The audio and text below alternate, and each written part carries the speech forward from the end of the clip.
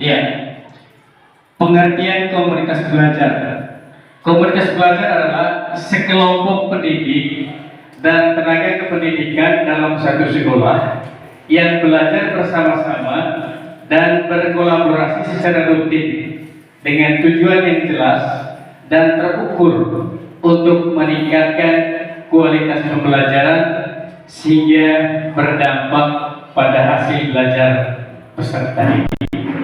Ya, ini adalah definisi daripada komunitas belajar.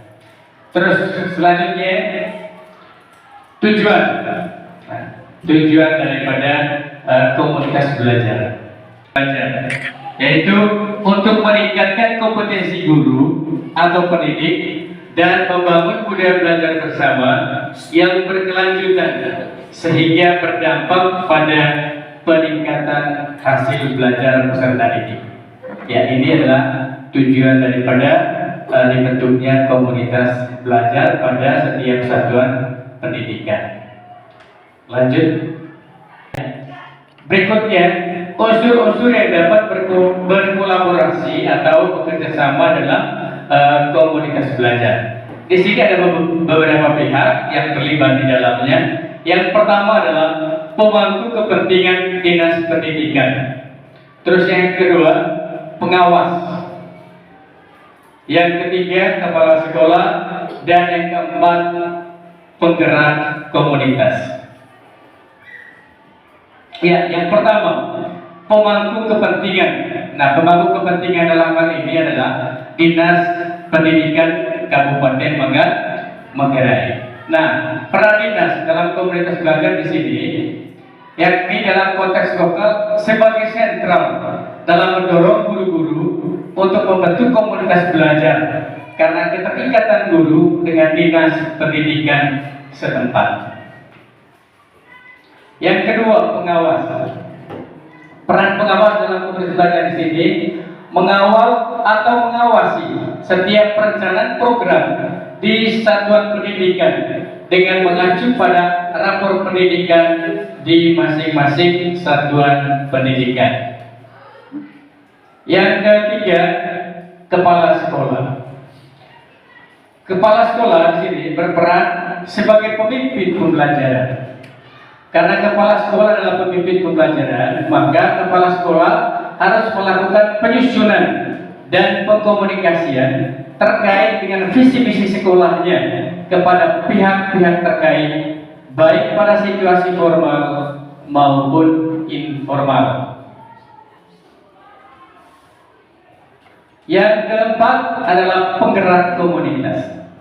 Peran penggerak komunitas adalah memotivasi dan menggerakkan semua anggota komunitas untuk berpartisipasi aktif dalam setiap kegiatan di komunitas belajar dalam sekolah. Mengapa pentingnya komunitas belajar dalam sekolah? Baik, komunitas belajar dalam sekolah itu harus. Alasannya, karena dengan komunitas belajar ini bisa dijadikan sebagai wadah untuk merealisasikan terjadinya kolaborasi antar pendidik atau guru. Terus yang kedua, dapat meningkatkan kompetensi pendidik atau guru dalam membangun budaya belajar bersama yang berkelanjutan sehingga berdampak pada hasil belajar siswa.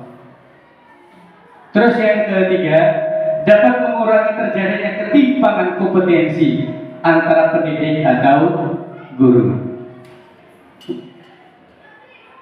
Terus selanjutnya, terkait dengan komunitas belajar, ada 3 ide besar yang harus diperhatikan. Yang pertama di situ adalah fokus pada pembelajaran.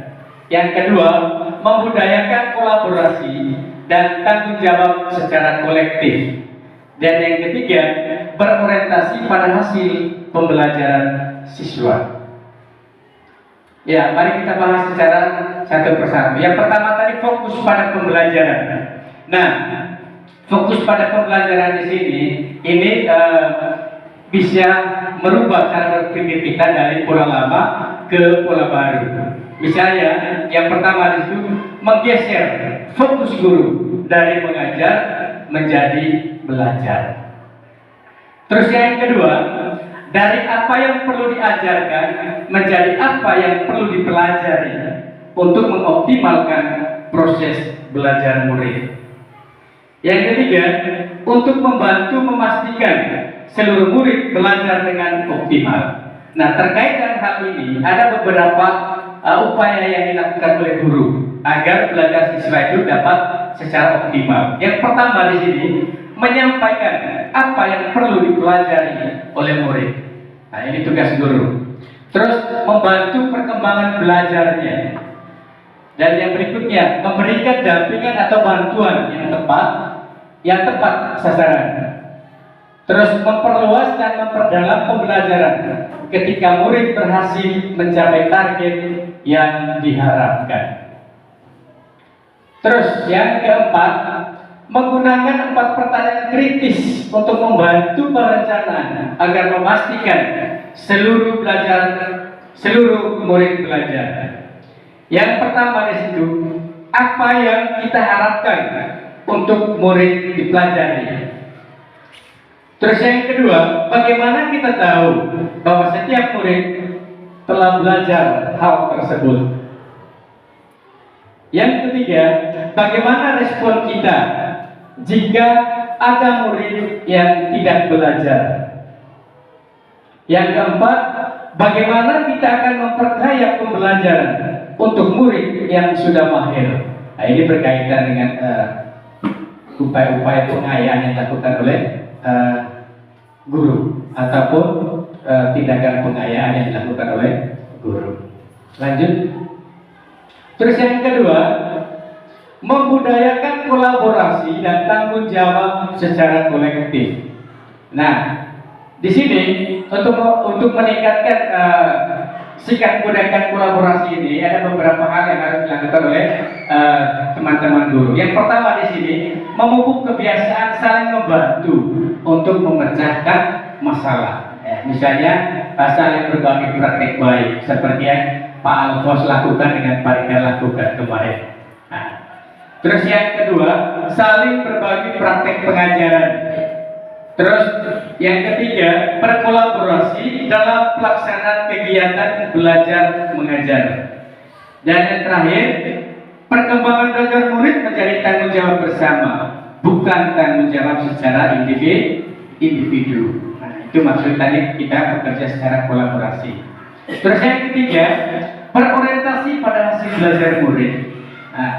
Nah, bagaimana caranya? Yang pertama di situ, melakukan assessment atau melakukan penilaian yang berkelanjutan untuk memantau perkembangan murid. Iya, tugas assessment yang dilakukan oleh guru ini tujuannya apa? Untuk melihat perkembangan yang dimiliki oleh peserta didik. Terus yang kedua, mengumpulkan bukti capaian dan perkembangan murid. Dan yang ketiga, menggunakan bukti pencapaian untuk segera membantu murid yang mengalami kesulitan dan mendorong perbaikan berkelanjutan. Nah, ini indikatornya di sini tadi itu hasil asesmen yang dilakukan oleh guru terhadap murid atau siswa. Ingat, hasil belajar tidak hanya berfokus pada nilai, tapi kompetensi yang diharapkan pada tujuan pembelajaran yang sudah direncanakan oleh masing-masing guru. Lanjut, dimensi komunitas belajar dalam sekolah. Yang pertama, kepemimpinan berbagi dan mendukung. Artinya, pemimpin satuan pendidikan berkenan untuk membagi kewenangan dan pengambilan keputusan untuk menumbuhkan pola kepemimpinan yang memberdayakan seluruh pihak. Nah, ini di sini segala kebijakan ataupun aturan-aturan di sekolah itu bukan semata-mata hasil kerjanya kepala sekolah, tidak. Nah, semua komponen-komponen yang ada dalam satu lembaga itu terlibat untuk mengambil sebuah keputusan. Terus yang kedua, komitmen dan nilai bersama. Dalam arti, satuan pendidikan perlu menyepakati komitmen dan nilai bersama dalam komunitas agar mendukung perilaku produktif yang fokus pada proses belajar guru dan murid. Terus yang ketiga, pembelajaran kolektif dan penerapannya. Artinya, pendidik berbagi informasi dan bekerja secara kolaboratif untuk menghadapi tantangan belajar dan mengajar serta meningkatkan kesempatan belajar untuk guru dan murid. Lanjut. Yang keempat, berbagi praktik. Nah, artinya rekan sejawat siap dengan keterbukaannya dalam praktek pembelajaran dan saling mengobservasi untuk melihat respon murid selama proses pembelajaran di kelas. Iya, untuk poin ini Bapak Ibu, ini biasanya dilakukan oleh, kalau selama ini yang sering dilakukan adalah supervisi yang dilakukan oleh kepala sekolah. Nah, ketika kepala sekolah melakukan supervisi, ini adalah untuk memantau teman-teman guru dalam action di kelas. Apakah sesuai dengan perencanaan yang sudah dibuat oleh Bapak Ibu atau tidak? Itu yang dilakukan oleh kepala sekolah. Dan di samping itu juga ada juga istilahnya penilaian rekan sejawat. Misalnya antara guru IPA dengan guru IPA. Satunya yang ngajar, satunya yang menilai. Nah, untuk saling melengkapi, bukan untuk mencari kesalahan, tidak. Hanya untuk saling melengkapi. Nah, untuk mencari mungkin ada yang kurang barangkali, sehingga teman-teman yang melakukan supervisi memberikan mungkin ini harus diperbaiki. Ya. Terus yang kelima, kondisi yang mendukung. Artinya pemimpin dan pendidik di satuan pendidikan secara bersama atau secara kolaboratif, apresiatif dan penuh kepedulian merancang kondisi dan sumber daya yang memungkinkan untuk mengoptimalisasi pembelajaran. Ya, lanjut. Ini hanya penjelasan terkait dengan pembentukan komunitas belajar. Sebelum saya mengakhiri, mungkin ada pertanyaan dari Bapak Wiwit terkait dengan pembentukan komunitas belajar di SMP Negeri 2 Luteng Begina. Untuk diingat bahwa nama komunitas belajar kita adalah Motang Kuliah. Ini komunitas belajar, nama komunitas belajar kita. Ada pertanyaan? Baik, kalau tidak, kegiatan sosialisasi terkait dengan pembentukan komunitas belajar di Satuan Pendidikan SMP Negeri 2 Luteng Begina cukup sampai di sini. Atas perhatian Bapak Ibu sekalian, saya lupa saya ucapkan terima kasih.